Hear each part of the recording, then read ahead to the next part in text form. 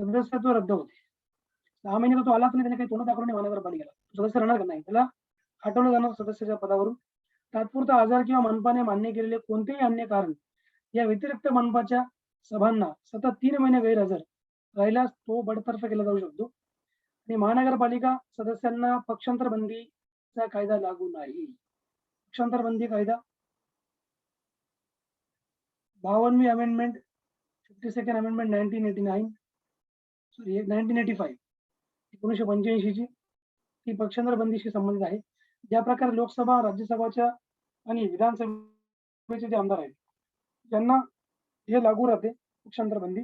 पक्षांतर बंदीचा अर्थ होतो की समजा ए नावाच्या पक्षाच्या तिकिटावर जर जिंकून आला तो त्याला जर त्याने जर समजा बी नावाचा पक्ष जॉईन करून घेतला जिंकल्यानंतर, तर मग तो पक्षांतर बंदीचा म्हणजे त्याला ते लागू होणार. म्हणजे त्याला पक्षांतर बंदीच्या कायद्यानुसार त्याला काढून टाकणार. ठीक आहे. त्यानंतर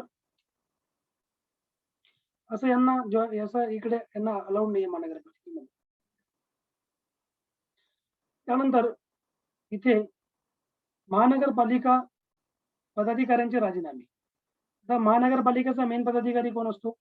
बघा, आता मेन हे असतात तीन, नगरसेवक, उपमहापौर आणि महापौर. बरोबर. नगरसेवक आपला राजीनामा कोणाकडे देणार? महापौरांकडे. उपमहापौर आपला राजीनामा कुठे देणार? महापौरांकडे देणार. आणि महापौर आपला राजीनामा कोणाकडे देतात? विभागीय आयुक्तांकडे देतात.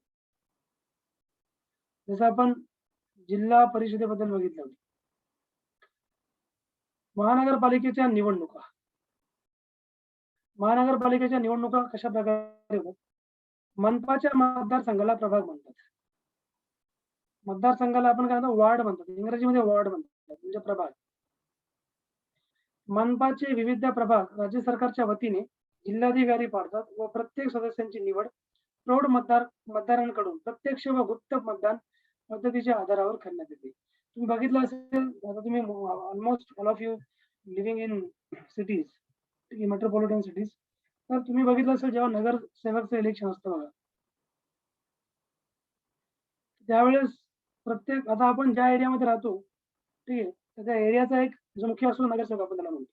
आता हे शहर आहे, ज्या प्रकारे गावामध्ये सरपंच होता तिथे इथे नगरसेवक आहे. म्हणजे काही समजा प्रॉब्लेम आहे एरियामध्ये, कुठलाही तुम्हाला इश्यू आला, समजा लाईटचा इश्यू आहे, लाईट नेहमी करते, तिथे रस्त्याचा प्रॉब्लेम, स्ट्रीट लाईटचा प्रॉब्लेम आहे, तो सगळा आपण कंप्लेंट कोणाकडे घेऊन जातो? आपला लोकल जो लीडर आहे नगरसेवक त्याच्याकडे आपण घेऊन जातो. नंतर मग यांच्या ज्या बैठका होतात त्याच्यामध्ये हे मुद्दे मांडत असतात की माझ्या एरियासाठी हे पाहिजे, ते पाहिजे, पाण्याचा इश्यू झाला, तर हे या प्रकारे त्याला सॉर्ट आउट करायचा प्रयत्न करतात. 1992-93 च्या 74वी जी घटना दुरुस्ती होती 92-93 ची, यानुसार दर 5 वर्षाला मनपाच्या निवडणुका राज्य निवडणूक आयोगाद्वारे घेण्यात येतात. कोण घेतात? जसं मी तुम्हाला सांगितलं की पंचायत राज, ज्याच्यामध्ये ग्रामपंचायत आलं म्हणजे ग्राम प्रशासन आणि शहरी प्रशासन दोन्ही आले पंचायत राजमध्ये, तर दोघांच्या ज्या निवडणुका आहेत या कोण करतं? हे राज्य निवडणूक आयोग करतं. बरं, माझा एक तुम्हाला क्वेश्चन आहे, राज्य निवडणूक आयोगाचे आता जे आयुक्त आहेत ते कोण आहेत? अध्यक्ष कोण आहेत राज्य निवडणूक आयोगाचे? आणि राज्य निवडणूक आयोगाची स्थापना महाराष्ट्र राज्य निवडणूक आयोगाचं म्हणतोय मी. महाराष्ट्र राज्य निवडणूक आयोगाची स्थापना केव्हा झाली आणि त्याचे आता सध्याचे अध्यक्ष कोण आहेत, चेअरमन कोण आहेत? एखाद्या सदस्याची जागा रिक्त झाल्यास त्या जागी पुढील 6 महिन्यांच्या आत चार्ट बॉक्स मध्ये सांगा, चार्ट करून, की कोण अध्यक्ष आता सध्या चेअरमन कोण आहे महाराष्ट्र निवडणूक आयोगाची आणि महाराष्ट्र निवडणूक आयोगाची स्थापना केव्हा? मनपा सदस्यांना नगरसेवक असे म्हणतात. जसं मी तुम्हाला सांगितलं, जसं आपण असेंब्लीमध्ये, विधानसभेमध्ये आता आपण आमदार म्हणतो, लोकसभेला खासदार म्हणतो, राज्यसभेचे खासदार असतात, बरोबर. त्या प्रकारे मनपाचे कोण असतात? सदस्य, नगरसेवक असतात. हॅलो, बोला. हॅलो, हाँ Digvijay sir last second point फिर से एक्सप्लेन करेंगे जरा? Audible, speak loudly. क्या हो? सेकंड लास्ट पॉइंट एक बार और एक्सप्लेन करेंगे? सेकंड लास्ट पॉइंट कौन सा? एकदा सदस्यांची जागा रिक्त झाल्यास त्याची जागी पुढील 6 महिन्याचा आता फोडणं पुढे आवश्यक आहे. ओके ओके, दिस पॉइंट. हाँ ओके ओके. एखाद्या सदस्याची जागा रिक्त झाल्यास त्या जागी पुढील 6 महिन्याच्या आत पोटनिवडणूक घेणे आवश्यक है. इन केस देखो जनरली क्या होता है कि मानो अगर यहाँ पे टोटल जो स्ट्रेंथ है 2 to 1 इतनी स्ट्रेंथ है मानो, और ये स्ट्रेंथ इंक्लूडिंग महापौर है, बराबर। यहाँ क्या हो, या मानो उसने रिजाइन कर दिया या किसी क्राइम के अंडर उनको सस्पेंड किया गया, बर्तरफ किया गया, या फिर वो 6 महीने तक कंटिन्यूसली मीटिंग अटेंड ही नहीं की, महानगर पालिका को मुंह ही नहीं दिखाया अपना, तो उसको सस्पेंड किया गया। तो ऑब्वियस क्या होगा कि एक जगह यहाँ से कम हो जाएगा, ठीक है, 2 to 1 में से एक जगह कम हो जाएगा, बराबर। 220 हो गए मान लो, तो एक जगह तो कम ही है ना अभी वहाँ पे। तो फिर अगर उस जो एम्प्टी जो जगह है अभी वहाँ पे, उसको हमें क्या करना है, फिलअप करना है। ओके। फिलअप करने के लिए क्या होता है, एक इलेक्शन किया जाएगा, इलेक्शन कंडक्ट किया जाए। इलेक्शन में यानी कि पूरा इलेक्शन नहीं होता है, पूरा इलेक्शन तो इसका 5 साल में ही किया जाता है, बराबर, 5 साल में एक बार होता है। अभी एक नंबर तो उनके लिए क्या होता है, उनके लिए यहाँ पे एक, ठीक है, वो जिस विभाग से बिलोंग करता है वहां पे महानगर पालिका में, यहाँ से उनका एक पोट निवडणूक बोलते हैं उसको इन मराठी, यानी कि महानगर पालिका में ही एक चिट्ठी के अकॉर्डिंग उसको इलेक्ट किया जाएगा, चिट्ठी डाल के, यानी कि कौन कौन किसको वोट करेगा, क्या करेगा। तो जनरली तो पब्लिक तो इन्वॉल्व नहीं रहेगी, ऐसे तो हम पब्लिक इन्वॉल्व रहती है इलेक्शन में, डायरेक्ट इलेक्शन उनका होता है। लेकिन अभी क्या होगा, एक जगह के लिए तो पब्लिक उनको वोटिंग नहीं करेगी, तो फिर क्या होगा, वहां पे महानगर पालिका में उसको इलेक्ट किया जाएगा। तो वहां से जो जिस एरिया से 2-3 लोग हैं, फिर अगर मानो कोई एरिया है, दादर का कोई एरिया है, वहां से फिर 2-3 लोग हैं, बराबर, 3 लोग हैं, तो 3 लोगों में से जिसको ज्यादा वोटिंग पड़ेगी उसको यहाँ पे ये जगह फिलअप की जाएगी उसकी। मनपा सदस्यांना नगरसेवक असे म्हणतात, हे आपण आताच बघितलं, त्या अकॉर्डिंग पुढे आपण जाऊया. दिस पॉइंट 2016 पासून मनपा निवडणुकीमध्ये बहुसदस्यीय पद्धत अवलंबण्यात येत आहे. ठीक आहे, आणि मनपाच्या एका प्रभागातून कमीत कमी 4 व जास्तीत जास्त 5 सदस्य निवडले जातात एका प्रभागामध्ये. प्रत्येक मतदाराला प्रभागाच्या निवडून द्यावयाच्या सदस्य संख्या एवढी मते द्यावी लागतात. जेवढी सदस्य संख्या आहे त्या अकॉर्डिंग त्यांना मतदान द्यावं लागतं. मग महाराष्ट्रात मुंबई सोडून इतर मनपांमध्ये एका प्रभागातून 4 सदस्यांची निवड केली जाते, परंतु मुंबई मनपामध्ये एक सदस्यीय प्रभाग रचना ठेवण्यात आलेली आहे. एक सदस्यीय प्रभाग रचना म्हणजे बहुसदस्यीय नाही. ठीक आहे, तिथं बहुसदस्यीय नाही मुंबईमध्ये, बृहन्मुंबईला एक सदस्यीय आहे, बाकी ठिकाणी बहुसदस्यीय आहे. मुंबई एक्सेप्शन आहे, कारण मुंबईचा जो तुम्हाला सांगितलं मी 1888च्या कायद्यानुसार मुंबईचं चालतं सगळं, ठीक आहे. आणि महाराष्ट्रात महानगरपालिकेतील जागांचे आरक्षण, जागांचं आरक्षण कसं आहे बघा, महिलांना 50% इथं जागा आहेत. मनपाच्या निवडणुकीमध्ये महिला, ओबीसी, एससी, एसटी, ठीक आहे, यांना जागा राखीव आहेत. ओबीसी यांना 27% राखीव आहेत, आणि यापैकी 50% जागा ओबीसी महिलांना राखीव आहेत, या 27% मध्ये. त्यानंतर एससी व एसटींना लोकसंख्येच्या प्रमाणानुसार राखीव जागा असणार, जशी त्यांची लोकसंख्या त्या अकॉर्डिंग. यापैकी किमान 50% जागा त्या त्या प्रवर्गाच्या महिलांकरिता राखीव ठेवल्या जातात. ठीक आहे, त्यांच्या कॅटेगरीमध्ये सुद्धा. मग आरक्षणाच्या जागा निर्धारित करण्याचा संपूर्ण अधिकार कोणाला आहे? राज्य शासन, राज्य सरकार, स्टेट गव्हर्नमेंट. ओके, म्हणजे रिझर्वेशन जे असणार जागांचं, seats, that right to decide the reservation of seats is under the state government. महानगरपालिका सदस्याच्या अपात्रतेच्या प्रश्नांचा निर्णय. तर महानगरपालिका सदस्यांना समजा अपात्र करायचं आहे, त्या अपात्रतेच्या प्रश्नांचा निर्णय कशा प्रकारे डिसाईड केला जाणार. ठीक आहे,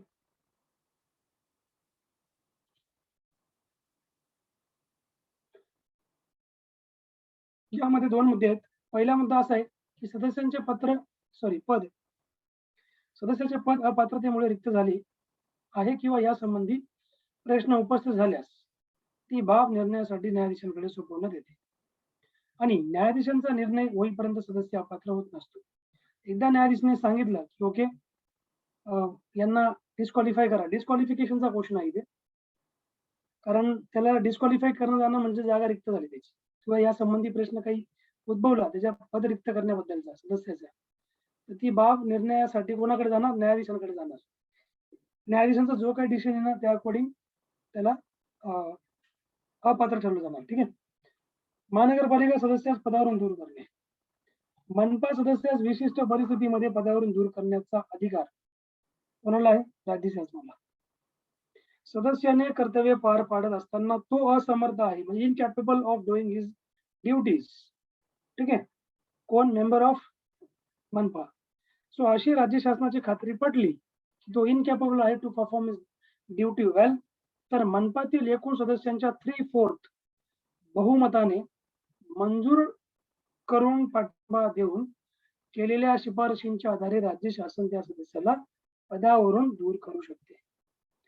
सो राज्य शासन असंच नाही दूर करणार, त्यासाठी राज्य शासनाला 3/4 एवढं बहुमत लागणार मनपाच त्या महानगरपालिकेचं. सदस्यांचं एकूण सदस्यांच्या किती? 3/4. आता डिपेंड आहे, 100 असतील तर त्याचं 3/4 करा, किंवा 200 असतील तर सदस्य त्याचे 3/4 करा, त्या प्रकारे. हा मुद्दा इम्पॉर्टंट आहे, लक्षात घ्या 3/4चा, कारण तुम्हाला विचारला जाऊ शकतो एक्झाम मध्ये. ठराव मंजुरीपूर्वी राज्य शासनाने आदेश काढण्यापूर्वी संबंधित सदस्याला स्वतःची बाजू मांडण्याची वाजवी संधी देण्यात येईल आणि संबंधित सदस्याला पदावरून काढल्यानंतर राज्य शासन आदेशाच्या दिनांकापासून 5 वर्षांकरिता अपात्र ठरू शकते. For how many years? For 5 years. 5 वर्ष तो डिस्क्वालिफाय राहणार. म्हणजे समजा इन केस असं काही झालं की ठराव मंजुरीपूर्ती व राज्य शासनाने आदेश काढण्यापूर्वी संबंधित सदस्याला स्वतःची बाजू मांडण्याची वाजवी संधी. आता समजा आता एखाद्या मेंबरला काढण्यात येते, बरोबर. आता त्या मेंबरला माहिती आहे की I am being disqualified on the basis of politics. I have not my any role in that. मला काही संबंध पण नाही. मग समजा तो जर त्याच्या ड्युटीच्या कारणावरून जर त्याला म्हणजे तो मिसबिहेव करतोय किंवा तो त्याची ड्युटी व्यवस्थित परफॉर्म करत नाहीये किंवा इनकॅपेबल आहे, या कारणावरून त्याला काढलं जाणार, बरोबर. पण समजा या व्यतिरिक्त जर काही दुसऱ्या कारणावरून जर त्याला काढलं जात असेल तर मग तो त्याची बाजू मांडू शकतो. समजा त्या कारणावरून जरी त्याला काढलं जात असेल, इनकॅपॅसिटी of being performing his duties and all that, तरी देखील तो त्याची बाजू मांडू शकतो. ही संधी त्याला मिळते. संबंधित सदस्याला पदावरून काढल्यानंतर राज्य शासन आदेशाच्या दिनांकापासून 5 वर्षाकरिता अपात्रतेला ठरवू शकते. For 5 years he will be disqualified. He will not contest an election till 5 years. ठीक आहे. Until all the claims and all the accusations being cleared from him. ठीक आहे. त्याच्यापासून जेवढे क्लिअर होतील तोपर्यंत. महानगरपालिका निवडणूक विवाद. समजा काही कॉन्फ्लिक्ट झाला महानगरपालिकेच्या इलेक्शनशी संबंधित, हा कॉन्फ्लिक्ट कोण सॉल्व्ह करणार? हा न्यायालयाकडे जाणार. मतदार यादीत समजा नाव असलेल्या कोणत्याही व्यक्तीला निवडणुकीच्या विधिग्राह्यतेवर काही हरकत असेल, ऑब्जेक्शन असेल त्याला, एखाद्या म्हणजे व्यक्तीला, तर मग निवडणूक निकाल जाहीर झाल्यापासून 10 दिवसांच्या आत त्या हरकतीचा निर्णय करण्यासाठी न्यायाधीशांकडे अर्ज करता येणार आहे. म्हणजे regarding any dispute related to mahanagarpalika elections, the person will directly approach the court. तो कोर्टाचा जाईल न्यायाधीशांकडे. तो he can file the application. हरकतीचे कारण बघा, व्यक्तीची पात्रता. समजा हरकतीचे कारण आपण बघू शकतो इथे. व्यक्तीची पात्रता लक्षात घेतल्यानं एखादे मत अयोग्य पद्धतीने स्वीकारणे किंवा नाकारणे, भ्रष्टाचार किंवा निवडणुकीच्या निकालावर परिणाम घडविणारी इतर कोणत्याही बाबी, नामनिर्देशन अयोग्य पद्धतीने फेटाळणे आणि निवडणुकीच्या कामकाजातील नियमबाह्यता, न्यायाधीश वरील बाबींवर निर्णय देतात. या प्रकारे आपण इथे हे बघितलं सगळं.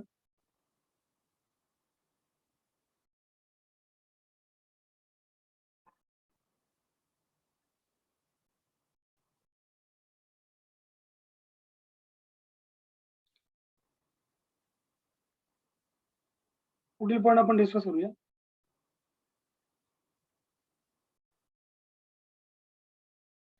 महानगरपालिका सदस्यांचे मानधन भत्ते. Here this point is important. मानधन भत्ते त्याचं काय राहणार?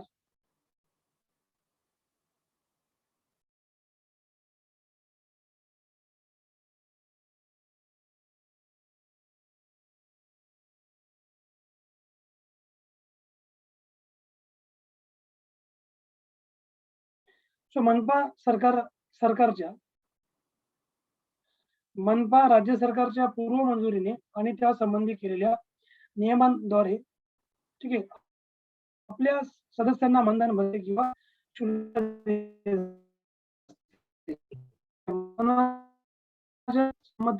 राज्य सरकार महानगरपालिकेचे जे महापौर दिस आर पॉलिटिकल लीडर्स. महापौर जो आहे हा पॉलिटिकल लीडर आहे. हे मनपाचे अत्यंत महत्त्वाचे असतात. तुम्हाला सांगतो मुंबईचे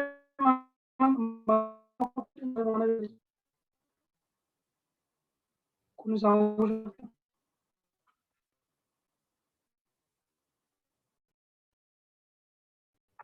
मुंबई प्रांतिक महानगरपालिका अधिनियम 1949 यानुसार प्रत्येक मनपासाठी महापौर व उपमहापौर पदाची तरतूद करण्यात आलेली आहे. महापौर हा शहराचा पहिला नागरिक मानला जातो आणि उपमहापौर हा महानगरपालिकेचा राजकीय व कार्यकारी प्रमुख असतो. याचबरोबर भारतातील महापौर हा जो शब्द आहे हा शब्द ब्रिटन या देशाकडून घेण्यात आलेला आहे. महापौर शब्द आपण कुठून घेतलेला आहे? त्याला आपण मेयर म्हणतो इन इंग्लिश. हा आपण ब्रिटन कडून घेतलेला आहे. We have borrowed this word from Britain. ब्रिटनमध्ये महापौरास मेयर नावाने संबोधले जाते आणि याचबरोबर भारतामध्ये मेयर या शब्दाला महापौर या हा पर्यायी शब्द प्रथम कोणी वापरला होता? सावरकरांनी वापरला होता. लक्षात घ्या सगळ्यात पहिले. ओके. किशोरी पेडणेकर. ठीक आहे. किशोरी पेडणेकर हे सध्या महापौर आहे मुंबईचे. भारतातील पहिल्या महापौर अरुणा. लक्षात घ्या भारतातील पहिल्या महापौर कोण? अरुणा असफ अली या पहिल्या महापौर बनल्या होत्या.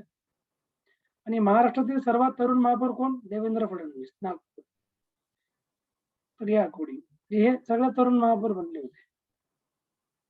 सावरकरांनी सर्वप्रथम हा महापौर शब्द वापरता. लक्षात घ्या.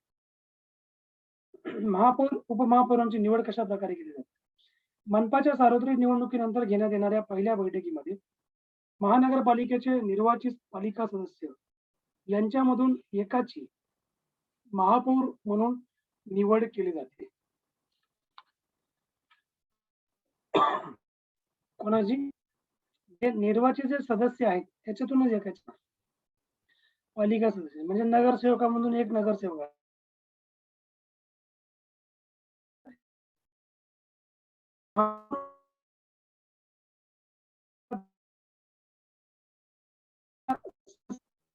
महाराष्ट्र इलेक्शन इनडायरेक्ट होते. इनडायरेक्ट म्हणजे काय? ते जे सदस्य आहेत महानगरपालिकेमध्ये ते सदस्य वोटिंग करतात. म्हणजे महापौर उपमहापौर यांच्या निवडी करता हा नगरपालिका महापौर उपमहापौर यांच्या निवडी करता सचिव सभा बोलवतात. नगरपालिका सभा बोलवतात.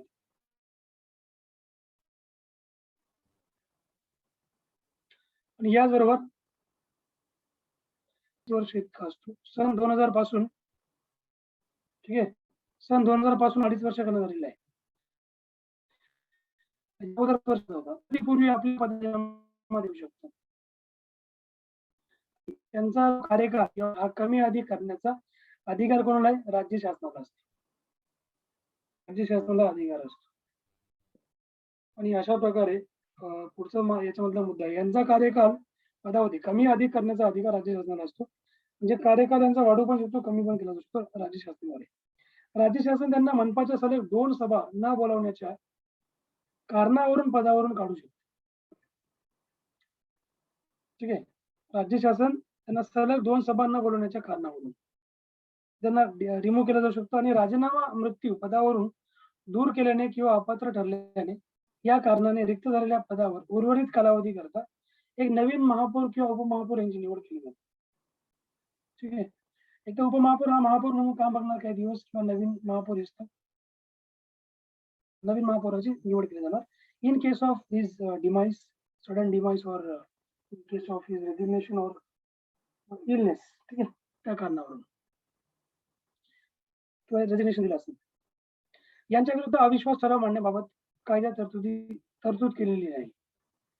म्हणजे जसे मी तुम्हाला सांगितलं, जिल्हा परिषदेचे अध्यक्ष उपाध्यक्ष यांच्या अगेन्स्ट कोर्ट ऑफ कॉन्फिडन्स होता.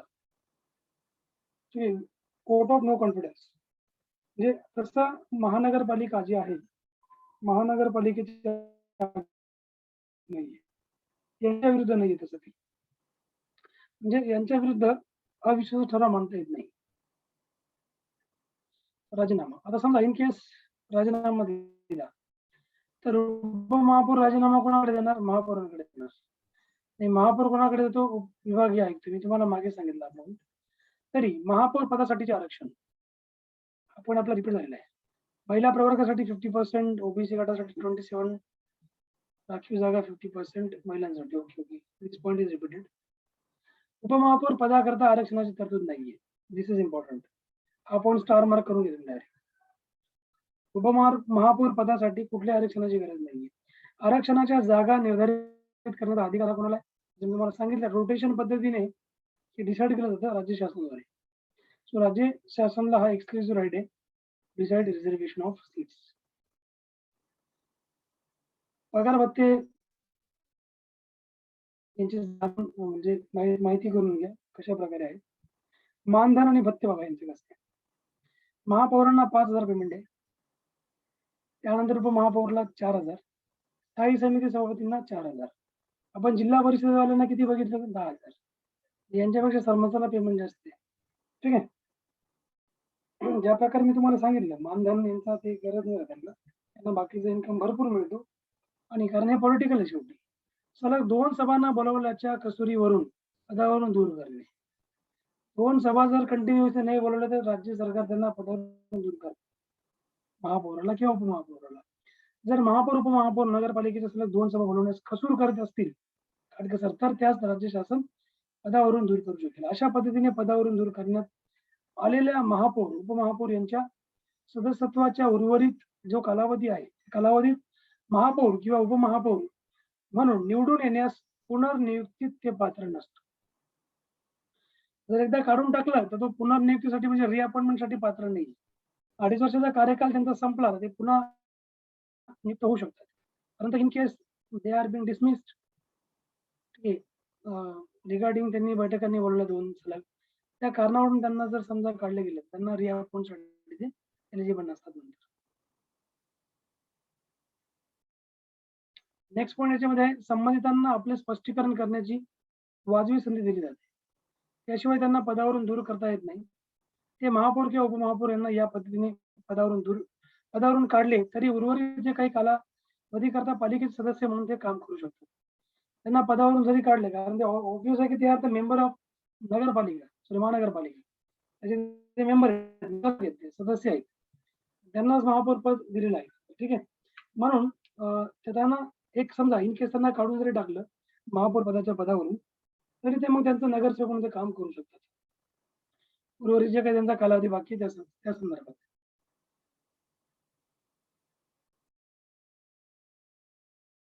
सभागृह नेता, दिस इज इम्पॉर्टंट.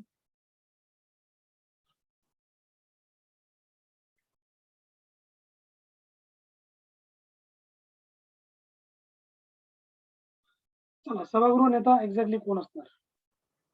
महानगरपालिकेमधील सर्वाधिक निर्वाचित सदस्य असलेल्या पक्षाचा नेता हा सभागृह नेता असतो.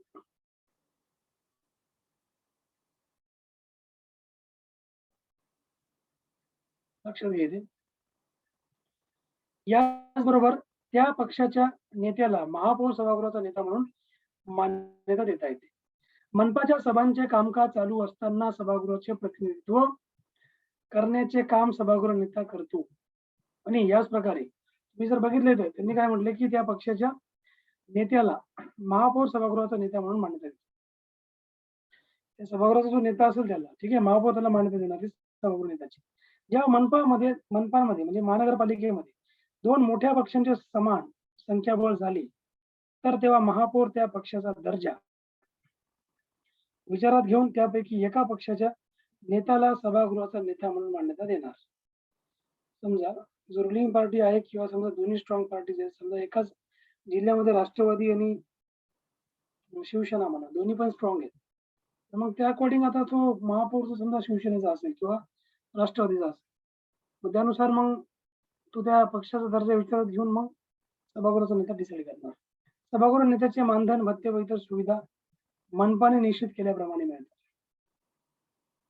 सर, हा बोला. निर्वाचित म्हणजे काय असतं?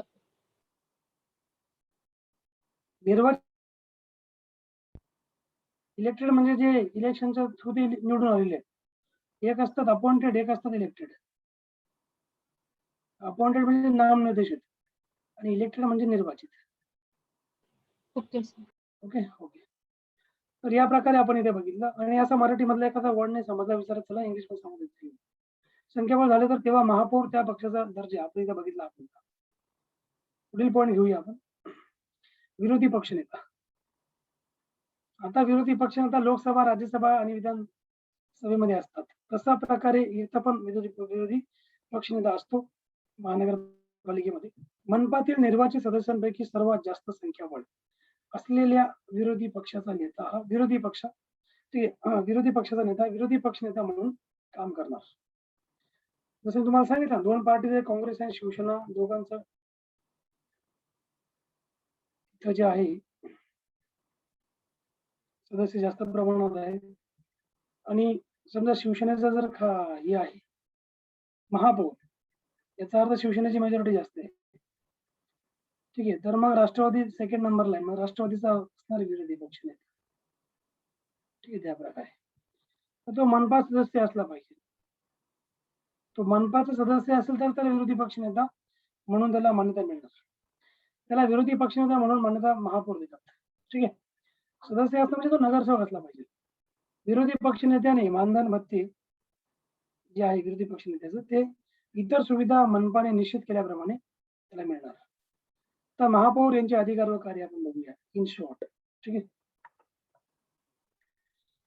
महापौर यांचे अधिकार कार्य कुठले कुठले? महापालिकेच्या सर्वसाधारण व विशेष सभा बोलावणे, त्या सभांचे अध्यक्षस्थान भूषवणे, हे पहिले कार्य. फंक्शन्स. सेकंड फंक्शन आहे महापालिकेच्या राजकीय प्रशासकीय कामकाजावर देखरेख व नियंत्रण ठेवणे. ठीक आहे. हे सेकंड काम आहे. तिसरं आहे त्यांचं सर्वसाधारण सभेने घेतलेल्या निर्णयांची मनपा आयुक्तांमार्फत कार्यवाही करणे. त्यांचं तिसरं काम आहे.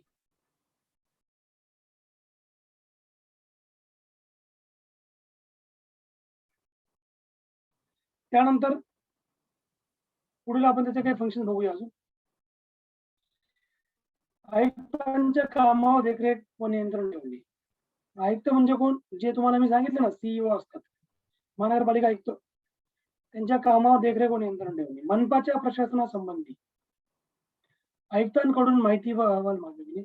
मनपा क्षेत्रातील विकास कामांची पाहणी करणे व नियंत्रण ठेवणे. शहराचा प्रथम नागरिक या नात्याने शहरातील महत्वाच्या शासकीय व अशासकीय कार्यक्रमांना व समारंभांना हजेरी लावणे किंवा हजर राहणे. महापौरांचे स्थान. त्यांचं स्थान असतं ते म्हणजे प्रथम नागरिक शहराचा. सन्मानाचे परंतु शोभेचे पद. जरी पगार 5,000 असेल पण एक शोभेचं पद आहे. ठीक आहे. पेमेंट त्यांच्यासाठी मॅटर नाही करत. महापौर हा महानगरपालिकेचा केवळ नामधारी प्रमुख असतो. काय असतो? नामधारी.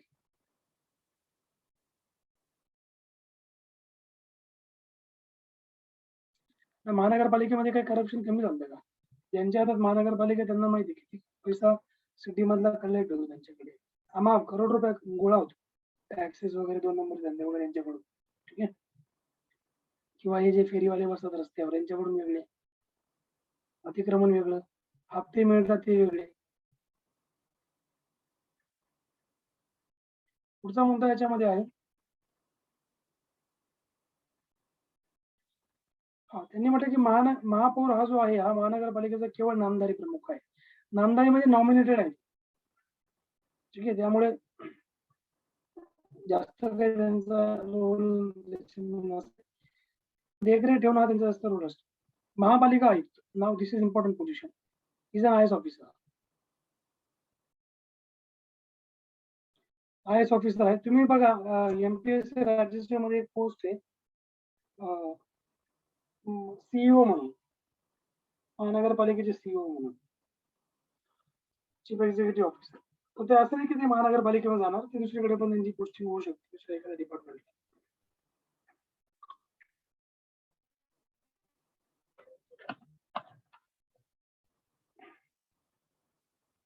नंतर हे 10-12 वर्षाच्या प्रमोशन मध्ये नंतर मग प्रमोट करून प्रमोशन घेऊन ते आयुक्त बनतात, म्हणजे ते आयुक्त बनतात. त्यांनी असं म्हणलं की भारत मनपा आयुक्त हे पद भारतामध्ये मनपा हे फर्स्ट टाइम 1865 मध्ये ब्रिटिशांनी आणलं होतं. तो मनपाचा सर्वोच्च प्रशासकीय प्रमुख असतो, सर्वोच्च, आणि ते सचिव असतात मेन म्हणजे पदसिद्ध सचिव असतात ते. ठीक आहे. आता तुम्ही जर बघितलं असणार की एखाद्या शहराचा सचिव आयुक्त जो आहे, महानगरपालिका आयुक्त, मनपा आयुक्त, ते असे येतात की त्या शहराला ते खूप सारा फायदा करून देतात. म्हणजे जो काही वेस्टिंग मनी जातोय किंवा करप्शन होतोय, त्या करप्शनावर जरी ठीक आहे, आता काही पॉलिटिकल लीडर्स त्यांना करप्शन काही समजा ते एकटेच नाही करत, बाकीचे पण सगळे राजकारणी असतात, राजकारणासोबत त्यांना राजकारणासोबत मिसळावं लागतं. डिपेंड आहे ते कोण कसं काम करतं. पण आता तुम्हाला एक सांगतो की नाशिक महानगरपालिकेमध्ये तुकाराम मुंडे म्हणून IAS ऑफिसर होते. ते नगर हे महानगरपालिका नाशिकची तिथले ते आयुक्त होते. त्यांनी नाशिकच्या जवळपास जेवढं त्यांचं म्हणजे ड्युरेशन होतं सर्व्हिसचं, म्हणजे नाशिकमध्ये, म्हणजे त्यांना नंतर ट्रान्सफर केलं गेलं. 4,000 कोटी रुपये त्यांनी नाशिक महानगरपालिकेचे वाचले होते, जे वेस्ट जात होते. 4,000 करोड एवढा पैसा त्यांनी महानगरपालिकेचा वाचलेला होता. त्यांनी फक्त तिथेच नाही, नवी मुंबईचे पण ते महानगरपालिका आयुक्त होते, तिथे पण त्यांनी तसंच काम केलं होतं. नंतर अगेन नागपूरला. ठीक आहे. म्हणजे या प्रकारे. तसेच तो मनपाचा स्थायी समितीचा सचिव असतो. निवड आणि नियुक्ती कशा प्रकारे होणार, जसं मी तुम्हाला सांगितलं की ते इंडियन ऍडमिनिस्ट्रेटिव्ह सर्व्हिस यामध्ये ते अधिकारी असणार. त्यांची निवड जी आहे ती UPSC आयोगाकडून केली जाणार. नियुक्ती ही संबंधित राज्य शासनामार्फत त्यांची केली जाते. जरी ते केंद्राचे असतात, परंतु ते काम करतात राज्यांसाठी, बरोबर. केंद्रशासित प्रदेशातील मनपा आयुक्ताची नियुक्ती संसद करते. कोण करतात? संसद. जसं मी तुम्हाला सांगितलं, इथं नेमणूक म्हटलेलं आहे, बरोबर. आणि इथे तो काम करणार कोणासाठी? राज्य सरकार. त्यांना काढायचा अधिकार राज्य सरकारला नाही राहत. सस्पेंड करू शकतं राज्य सरकार, बट दे कॅनॉट डिसमिस हिम. पुढचा मुद्दा आहे कार्यकाल. कार्यकाल किती असतो त्यांचा? 3 वर्षाचा असतो. कार्यकाल कोणाचा आहे? सचिव. ठीक आहे. म्हणजे आपण त्याला एक प्रकारे म्हणू शकतो महानगरपालिकाचे आयुक्त. राज्य शासन त्याला मुदतवाढ देऊ शकते, तसेच कालावधी संपण्यापूर्वी परत बोलावू शकते. कालावधी संपला तर परत ते बोलू शकते. असमर्थता, गैरवर्तणूक किंवा कर्तव्य पार पाडण्यात जर काही त्यांची कमी राहिली किंवा कसूर केल्यास राज्य शासन त्यांना पदावरून दूर करते. मनपाच्या सभेमध्ये एकूण पालिका सदस्यांपैकी 5-8 सदस्यांनी त्यास काढून टाकण्याविषयी त्या ठरावाच्या बाजूने मतदान केल्यास राज्य शासन त्यास पदावरून दूर करणार. रजा 2 महिन्यांपर्यंत स्थायी समितीद्वारे, त्यापेक्षा अधिक असल्यास राज्य शासनाद्वारे. रजा बघा, 2 महिन्यांपर्यंत स्थायी समितीद्वारे, त्यापेक्षा अधिक असेल तर ते राज्य शासनाद्वारे.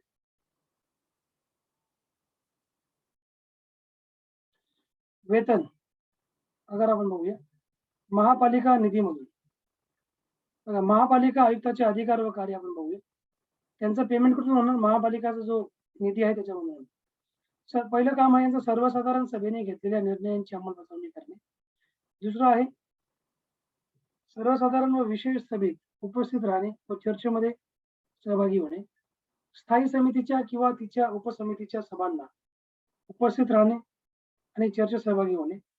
मनपाचा मुख्य प्रशासक या नात्याने महापालिकेच्या प्रशासनावर नियंत्रण ठेवणे. मनपातील वर्ग 3 वर्ग 4च्या कर्मचाऱ्यांची भरती करणे 6 नंबरीत आहे. मनपामधील काही हंगामी कर्मचाऱ्यांची नियुक्ती करणे. 7 कामात कसूर करणाऱ्या पालिका कर्मचाऱ्यांवर शिस्तभंगाची कारवाई करणे. 8 इकडे आहे मनपाच्या संपूर्ण प्रशासनावर देखरेख व नियंत्रण ठेवणे. This is the functions and power of mahanagarpalika ayukt. ठीक आहे.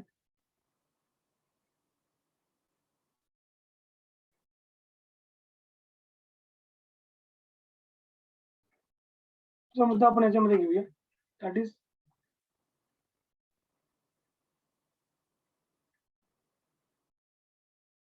पुढे पण त्यांच्या काही अधिकार पावर आहे ते आपण बघूया.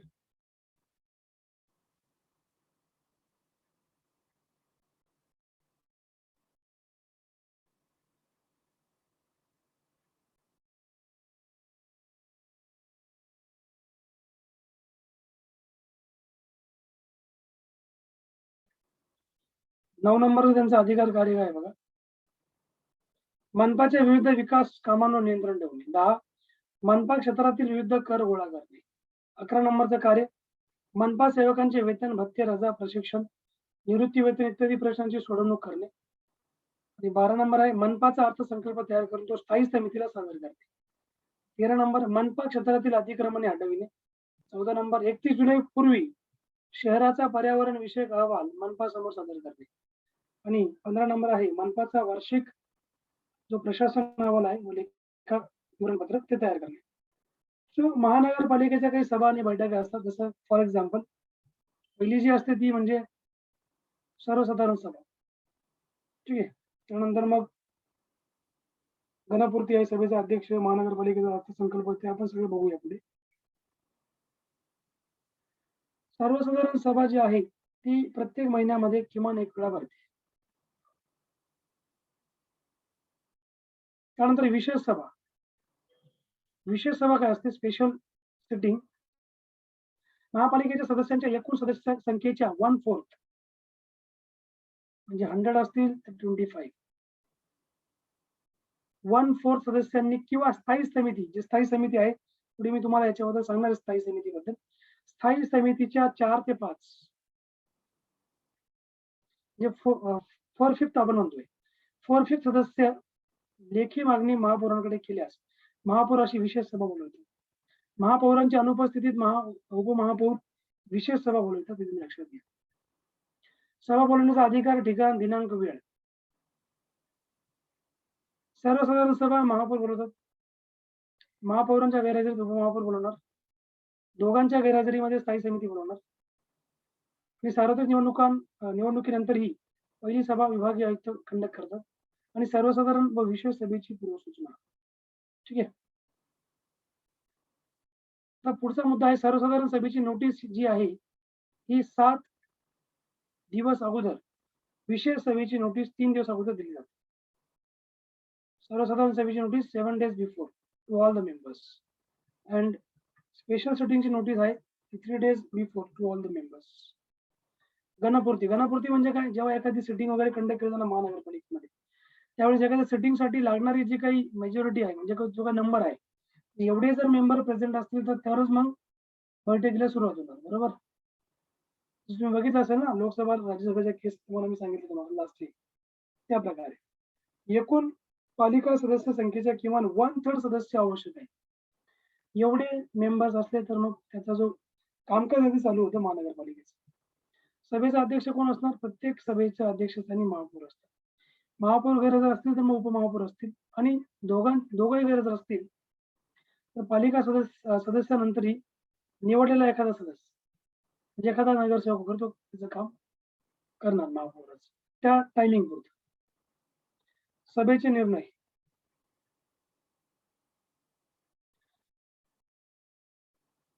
मतदान करणाऱ्या सदस्यांच्या बहुमताने निर्णय घेतला जातो. लक्षात घ्या.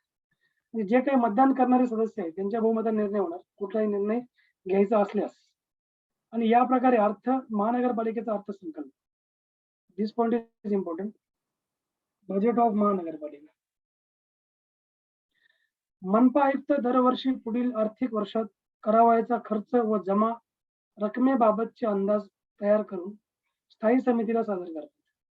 स्थायी समिती ही आयुक्तांचे अंदाज विचारात घेऊन मनपाचा अर्थसंकल्प तयार करते. 3 नंबर स्थायी समिती अर्थसंकल्प महानगरपालिकेत सादर करते. 4 नंबर मनपाला अर्थसंकल्प सादर केल्यापासून 15 दिवसांच्या आत ठीक आहे विचार विनिमय केला पाहिजे.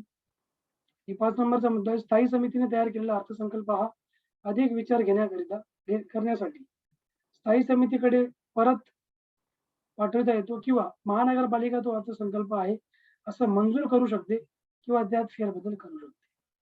So this is what your budget. 6 नंबरचा मुद्दा असा आहे महानगरपालिकेच्या बजेट बद्दलचा, तो म्हणजे महानगरपालिकेने 31 मार्च पूर्वी अर्थसंकल्पास मान्यता दिली नसल्यास स्थायी समितीने तयार केलेला अर्थसंकल्प हा मनपाला मंजूर आहे असे मानले जाते. दिस इज ऍक्सेप्टेबल टू मनपा.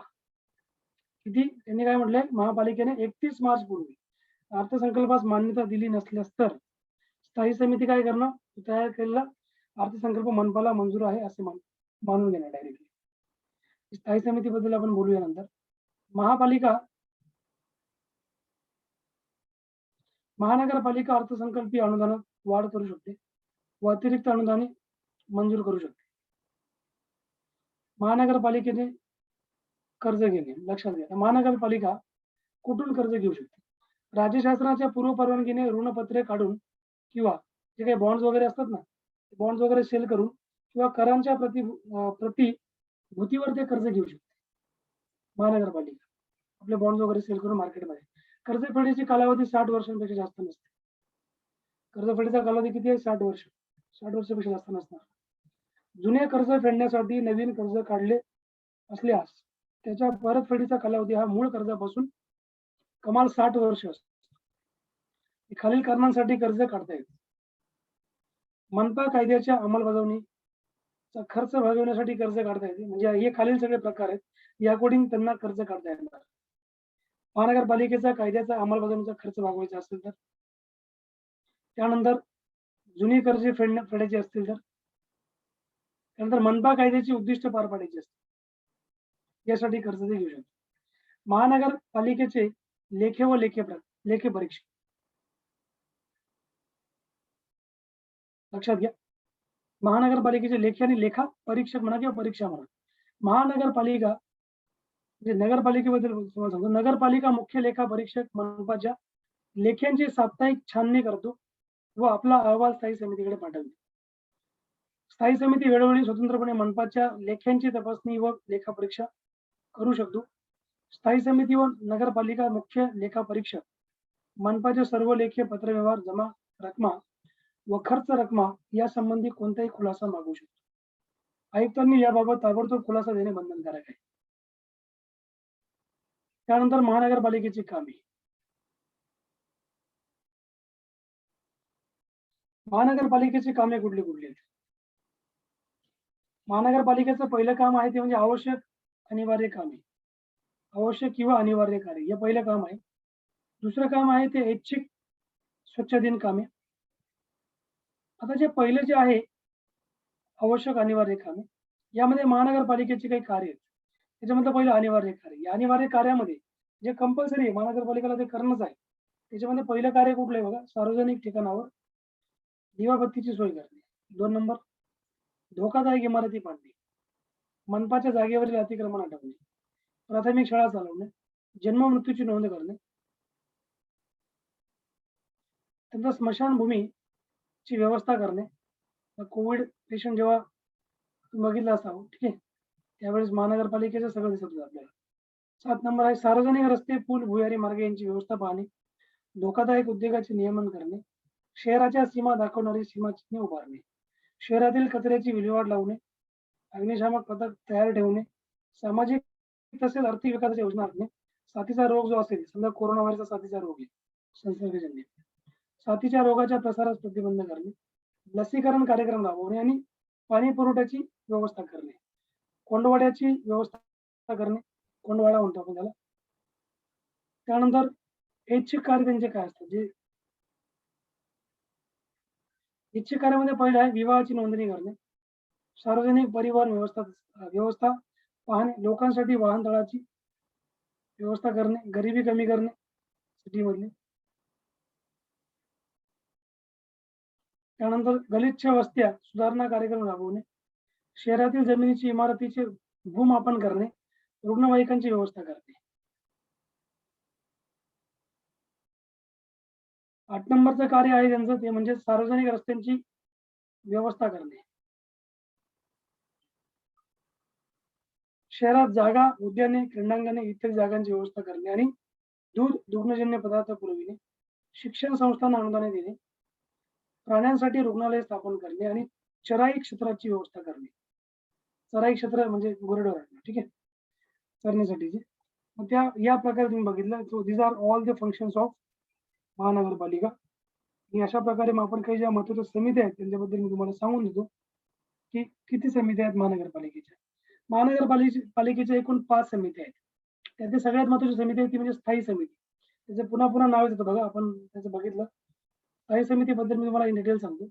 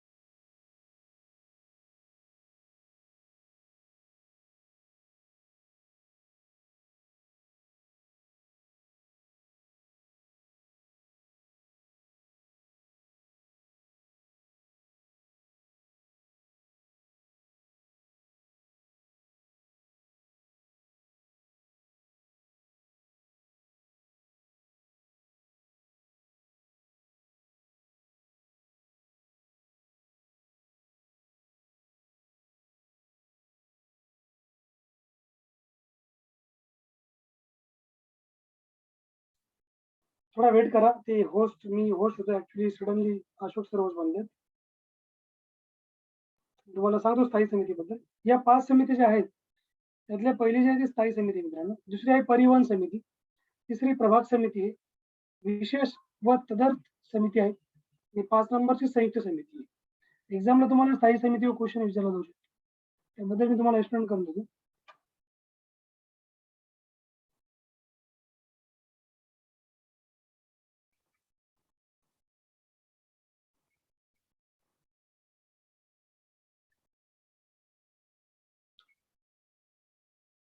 ठीक आहे.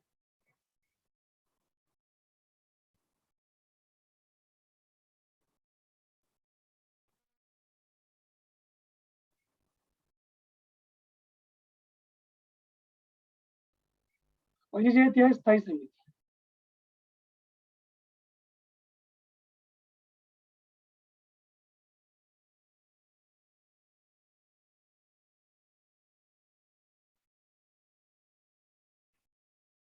दुसरी आहे परिवहन समिती. समित्या लिहून घ्या, just for the kind of information.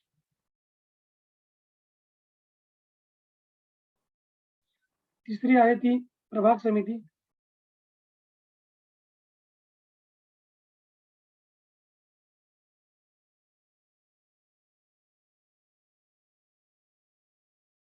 चार आहे विशेष व तदर्थ समिती.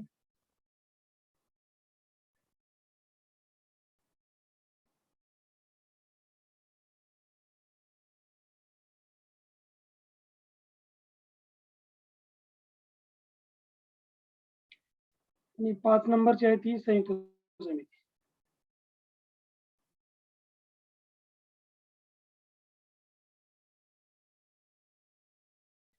ही इम्पॉर्टंट आहे पहिली नंबरची. बघा, प्रत्येक महानगरपालिकेमध्ये एक स्थायी समिती असते प्रत्येक.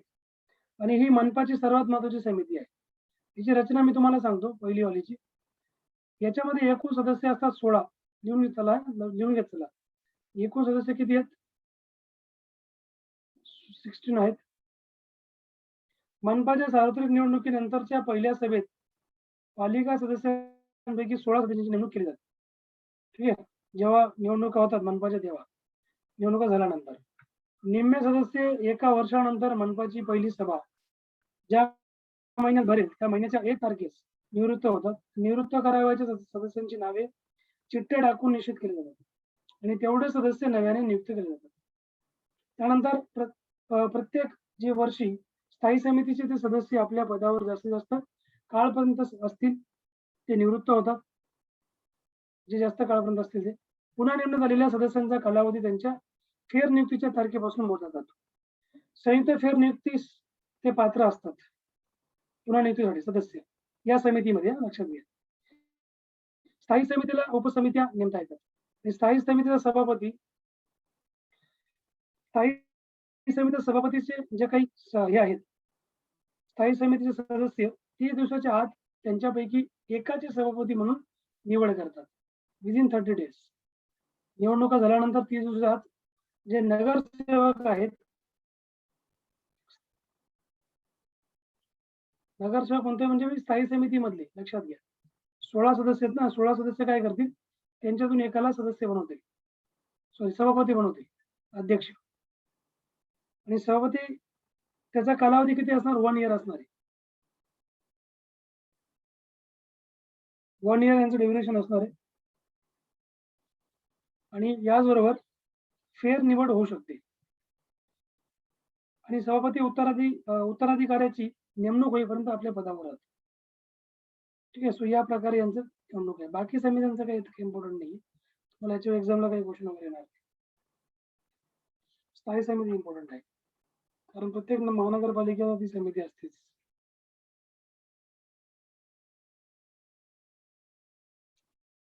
सो या प्रकारे आपण महानगरपालिका पूर्ण चॅप्टर बघितला. म्युनिसिपल कॉर्पोरेशन इंग्लिश मध्ये म्हणतात. पुढचा चॅप्टर आपण घेऊया नगर परिषद छोटा चॅप्टर आहे.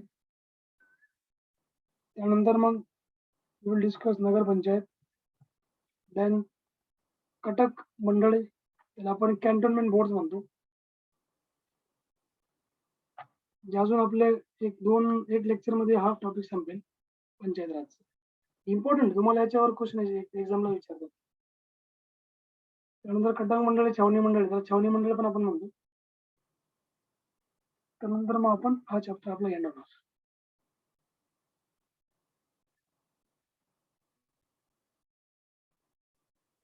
सो एनी क्वेश्चन डाऊट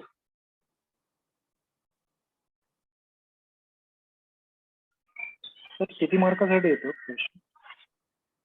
तुम्हाला बघा कसं आहे फक्त मी प्रिलिमच्या पॉइंट ऑफ व्ह्यू नाही सांगते मेन्सच्या पॉइंट ऑफ व्ह्यू पण सांगतोय. मेन्स मध्ये तुम्हाला तर 150 मार्काचा पेपर आहे. राज्यसेवेचा तुम्ही पकडली फक्त पॉलिटिक्सचा पेपर 150 आहे. तुम्ही जर प्रिलिम साठी म्हणणार तर एक 15 क्वेश्चन तुम्हाला 1-2 प्रश्न येणार याच्यावर आणि समजा PSI साठी जर तुम्ही मेन्स साठी सिलेक्ट झालात तर PSI ला सगळं राज्यघटना आहे ना त्यांची कायदा कानून राज्यघटना हेच आहे त्यांचं. त्यामुळे तुम्हाला तिथे अजून जास्त क्वेश्चन विचारू शकतो. 2-3 मार्काचा कन्सिडर करा 2 मार्क्स पंचायत राज ना एंटायर पंचायत राज. प्रिलिमला एनिथिंग इज पॉसिबल कारण एवढे सारे चॅप्टर्स आहेत. सो ते कोणत्याही चॅप्टर एक क्वेश्चन विचारू शकतो पण तुमची जेवढी रिव्हिजन होणार तेवढं तुमचं ते लक्षात राहणार.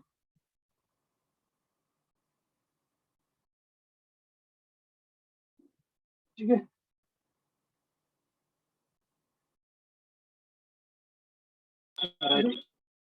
काय म्हटलं सर PSI ला निवडणूक आता हे झाली ना चेंज झाली ना इंटरव्ह्यूची.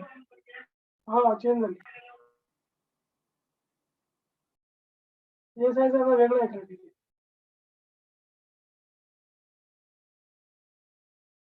बाकी ST आणि असिस्टंटला तर इंटरव्ह्यू नाहीच आहे.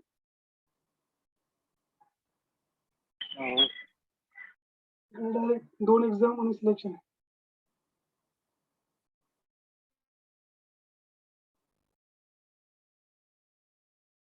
ठीक आहे. सो एव्हरीवन सो मग आपण मंडेला किंवा संडेला इन केस जर लेक्चर लावलं तर आपण घेऊया.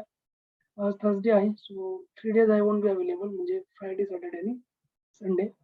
सॅटर्डे संडे असंही आपला क्लास होत नाही. मंडेला मग आपण ॲज युजल घेऊया सेम टायमिंग 3 to 4:30 आणि इंग्लिश मिडियमची पण बॅच सुरू झालेली आहे. आय हर्ड असं मी ऐकलं बघूया अकॉर्डिंग त्याचं इव्हिनिंगला त्यांचा आज कदाचित क्लास असेल. ठीक आहे थांबूया मग आपण आजचा क्लास इथे. Okay sir thank you sir.